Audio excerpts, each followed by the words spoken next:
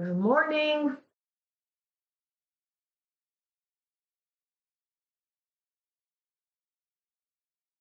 It's a fabulous Friday. I'm Elizabeth Inman and I'm all alone this morning. Leslie had to go back home. Well, I'm not all alone this morning, but doing the Bible study alone this morning. Had a good time with Leslie. I still got to figure out how to do this with Debbie. Like that when Debbie and I could do the Bible study together. Figure out this technology. I think there's a way we can add guests, but we'll get there. We'll get there. This is Dream Big Today, our 1-year Bible study where we read all the way through the Bible in a year. We are on day, okay, are we on 75 since it's leap year? Just a reminder that if you're doing the YouVersion Bible, you'll need to be reading a day behind because it accounted for leap year in the app, in the Bible app, where we're in the written Bible. We go from the printed version and it didn't have leap year in it. So we read March the 1st twice.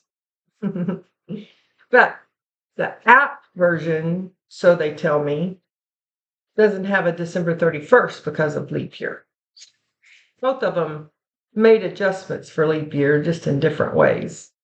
So here we are, Friday, March the 15th. Be sure and put your prayer requests in the comments.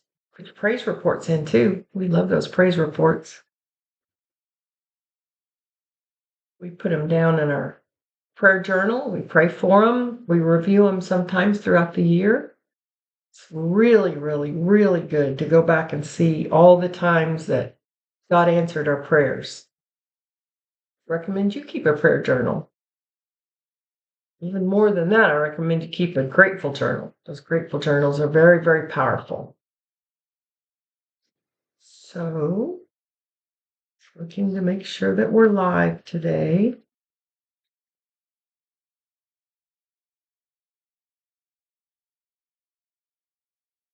There we are.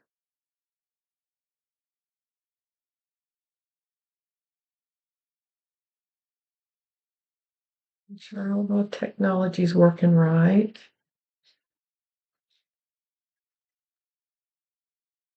Oh, that's yesterday.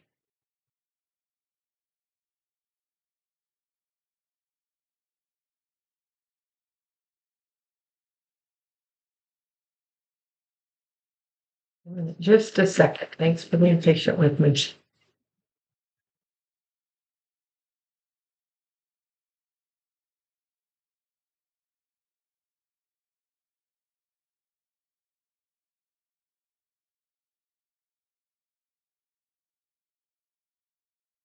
We are. Okay, we're live. Yay. All right. Thank you, Debbie. She sent me a text. Debbie always has my back. There's Lynn. Good morning. There's Paul and Sherry. Good morning. Good morning. Good to see everybody on this morning. Oh, our other Debbie's on too, and Nelda. Hi, Janice. Love you all. Oh, and Diane from Kansas City's here. She got here yesterday. Well, welcome. We're glad to have you, Diane. Got a lot of family up in the Kansas City area. Happy you're on. Hi, Randy. Glad to have you on with us. Good morning, Eileen and Cheryl. Whoops. And I hit buttons. Careful, Elizabeth, about hitting buttons. Okay, we're ready to get started. March the 15th, 2024. We're reading about Balaam and his donkey. It's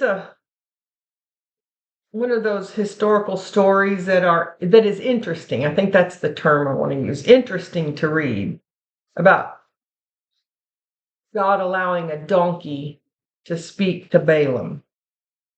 Many people will say, well, if God can speak to us through a donkey, Surely we can hear God speak to us, right?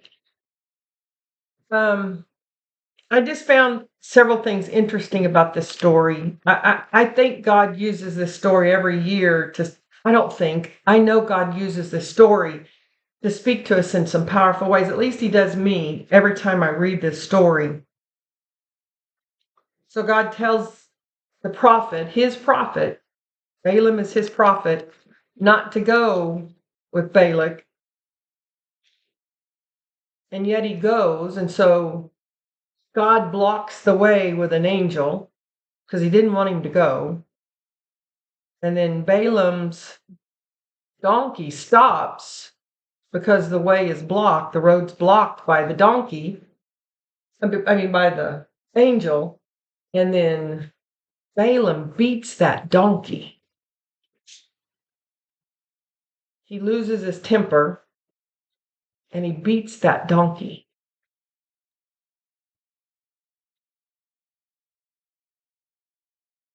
I just know that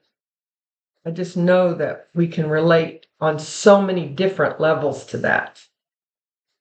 That story will speak to us in so many different ways. Whether it is God tells us not to do something and we do it, whether it is recognizing the angels that God puts in our lives, not recognizing the angels that God puts in our lives. You know that if I counted right, there was 8 different times that the angel guided Balaam in just today's reading. 8 times. See, I don't think angels are just Old Testament beings. For me, I know they're not. I believe in angels. I believe in angels because I've read his book. I've read the book. I've read God's love letter. Lots of different ways this story can speak to us. Lots of different ways this story speaks to us.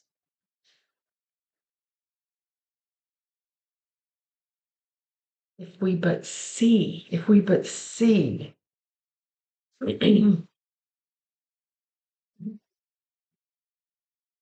Balaam's donkey could see the angel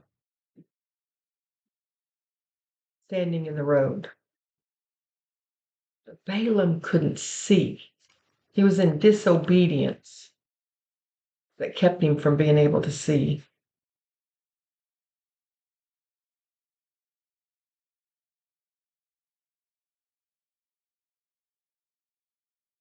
And then the donkey's words to Balaam always gets me. What have I done to you that deserves your beating me 3 times? But I'm the same donkey that you've ridden all your life. Have I ever done anything like this before? How many times have we gotten angry with the people in our life? Maybe not even over anything they've done to us. Maybe it's because someone else has done to us. Maybe it's because of circumstances that happened to us before we ever met that person, that we take it out on others. Have you ever done that? There's just so many ways this story can speak to us, depending on our circumstance. See, that's the power of our daily Bible study, is that God meets us right where we're at. This is March the 15th of 2024, and each one of us has a different circumstance going on. Each one of us, many of you have read this Bible through so many times now. There's those of you that are on with us this morning that's followed along in this daily Bible study now for several years. You've read all the way through with us for several years now, and yet we wake up each morning reading the same book over and over again, but it speaks to us differently because our life is different. Our life progresses. Our life goes on. And when we seek to read spiritually and not just with physical eyes, It is manna to our soul. It is sustenance to our soul. It's exactly what we need. Got several situations in my life going on that these words fed me this morning. It cautioned me in some areas not to be too presumptuous. What have I ever done to deserve this? Interesting. God can speak through a donkey. He opened up the mouths of a donkey. Can God speak to us through animals? Through those animals are his creation. I've had some interesting conversations about wildlife and how God uses those. Does God use wildlife to bring us messages?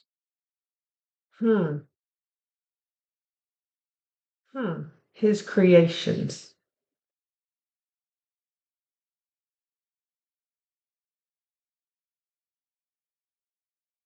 All of this is his creation. Everything. I'm looking outside as I turn.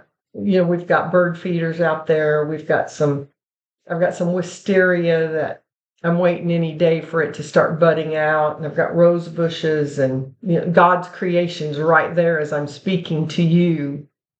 All of God's glory surrounds us. He created it all for us. That's where I go when I read today. It's like the donkey. The donkey spoke to Balaam. And then even Balaam himself. Verse 31, then the Lord opened Balaam's eyes. What is it that I have my eyes closed to, God? What is it that I can't see that's right in front of me that you want me to see?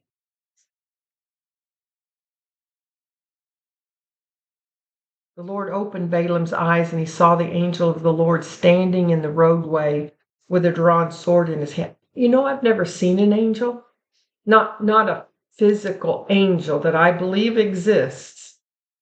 I'd love to see one. Oh, Lord, that I be so blind that I would miss an opportunity to see your glory. And Balaam bowed his head and fell face down on the ground before him. And then I love what the angel said. I'm sorry. Look, I've come to block your way because you're stubbornly resisting me. 3 times the donkey saw me and shied away. Otherwise, I would certainly have killed you by now and spared the donkey. What has God spared us from? What is it that we've taken a wrong turn and then been angry in traffic? What is it that somebody cut us off in traffic from, and then we had a fit of road rage that God was literally sparing us from?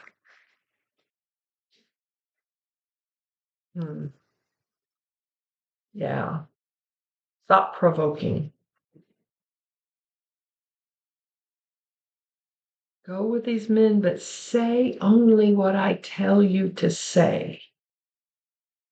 The prophet Balaam. Verse 12 of the next chapter. Chapter 23. I will speak only the message that the Lord puts in my mouth. There it is again, my words. My words. I only want to speak what you would have me to speak. A lot depended on that. A lot depended on that. A lot depends on that today. And then I have so many things highlighted, so many different times throughout the year, so many different colors, because I color code by year of what I've gotten out of this reading. But has he ever promised and not carried it through? Has God ever promised and not carried it through? I go through day by day A lot of what I highlight is what I see as promises from God for me on a daily basis. And then there it is. Has he ever promised and not carried it through? That's Numbers 23, verse 19. Has he ever promised and not carried it through? Listen, I received a command to bless. God has blessed, and I cannot reverse it. No misfortune is in his plan. No trouble is in store. For the Lord their God is with them. For the Lord my God is with me. He has been proclaimed my king. He's brought me out of bondage, because that's what Egypt represents, slavery, bondage. For me, he is as strong as a wild ox. No curse can touch me. No magic has any power against me, his chosen people. These people, I am these people, rise up like a lioness, like a majestic lion rousing itself. They refuse to rest until they have feasted on prey, drinking the blood of the slaughtered. How can you not be encouraged when you read those promises?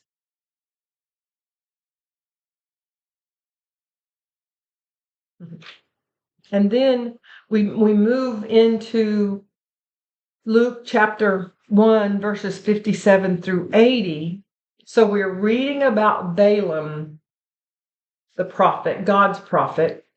And then we read about John the Baptist, God's prophet, the greatest prophet that's ever lived, Jesus said.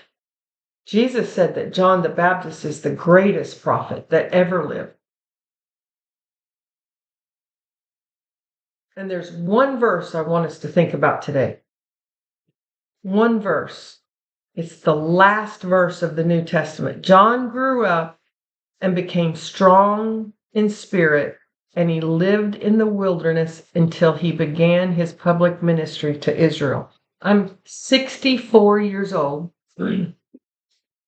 I've been following the Lord for many years now, not as many as I wish I had. I wish I could tell you that I've always followed the Lord.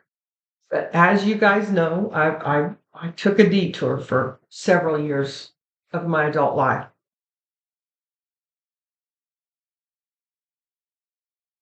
I do Christian counseling that exposes me to more hurting people than maybe most people, because people seek me out when they're hurting. I've had people sit in front of me across the table telling me some of the most horrendous stories you've ever heard in your entire life. I'm telling you, what people have endured, how hurting people hurt people is unbelievable.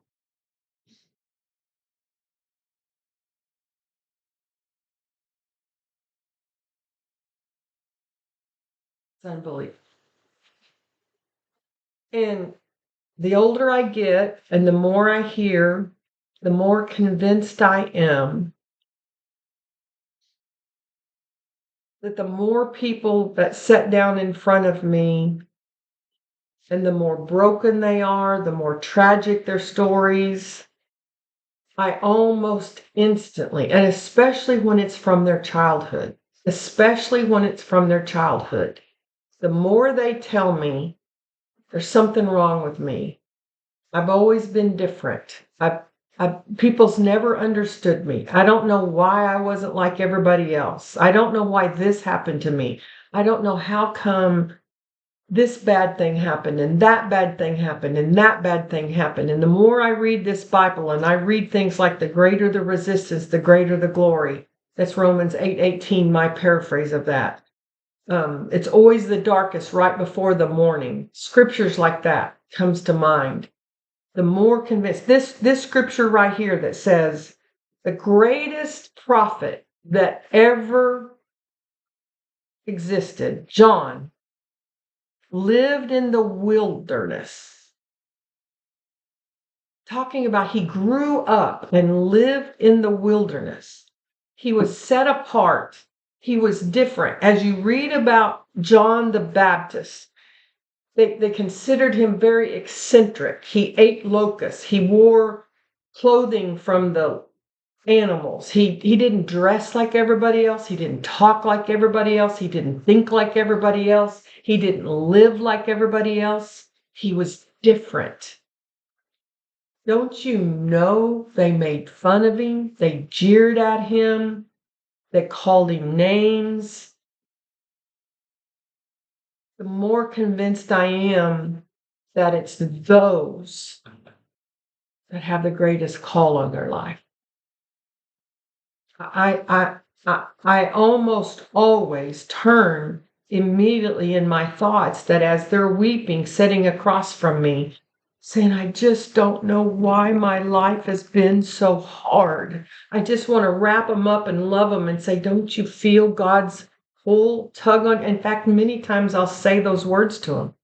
Haven't you always felt God's pull on your life? And do you know almost every time I say that, they'll nod. They'll nod. That they've always had a sense. And so today, I could just sense it. That as I'm speaking this to you today, I knew that there's many of you listening, that that's you, that you felt different, that there's something. See, the world wants to twist it. They twist it and they say, oh, you're weird. There's something wrong with you. You've always felt set apart. You've always felt like you didn't fit in, that there was something wrong with you. But God's saying, I sanctified you. I set you apart on purpose. Just as I set John the Baptist apart, he couldn't grow up around all the other kids. I had a purpose and a plan for him that was different than everybody else. He has a purpose and a plan for you that is different than everybody else. See, growing up, I wanted to be different. The first date I had with this man sitting at the table with me, I told him I'm unique, didn't I? First date, right out of the bat. I said, I just need to warn you, I'm unique. You're going to find out that I'm unique. You know what I was really saying? Because on that day, I was not living for God. I was really crying out to him, don't judge me because you're going to find out I'm different. I don't know what's wrong with me. But if you think I'm going to be like everybody else you've dated, you're probably going to find out I'm not like anybody else. Now, that's the truth in that statement. I was warning him in advance, don't think I'm going to be like everybody else. But now I know I was unique. I had a call. I can now, in my wholeness and my healing in him, I look back on my life and I know that God called me. He thought of me. He planned for me before he laid the foundation of the earth. I was born to do what I'm doing right now today. The ministry he called me to. The call on my life set me apart to live in the wilderness, to grow and become strong in spirit. And I'm speaking that to you. The call on your life from God Almighty is unique. It is different. But it's not bad. The world tried to convince you that what's different and unique about you was bad. God says it's precious. God says it's by my divine creation that you're different. God says, come unto me, those who are weary and heavy laden, and I will give you rest in your uniqueness, in my image, in me. Ah, ah. Keep reading, keep reading, keep seeking him. Keep seeking him. Keep seeking your call in